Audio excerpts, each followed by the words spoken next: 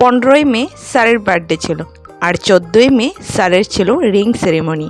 14ই মে আমরা কেউ যেতে পারিনি, সবারই ইনভাইট ছিল, কারণ মুষলধারে সেদিন বৃষ্টি পড়ছিল। ভাবছিলাম যে অফিস থেকে যাব, কিন্তু আর যাওয়া হলো না। তো কি হয়েছে, স্যারের বার্থডে আর রিং সেরেমনি দুটোটাই আমরা অফিসে সেলিব্রেট করব। কারণ কেকের মধ্যে তো গ্রুম আর হ্যাপি বার্থডে লিখে নিয়ে আসছিল।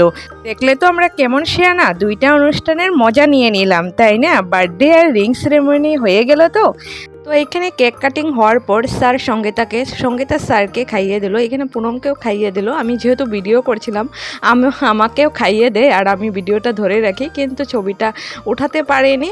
এখানে বিজয় দাকেও খাইয়ে দেয়।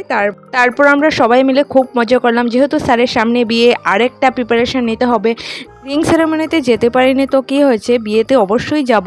এখানে স্যার আমাদেরকে একটা একটা করে প্যাকেট দিয়েছিল, তো সেখান থেকে একটা প্যাকেট আমি নিয়ে নিলাম।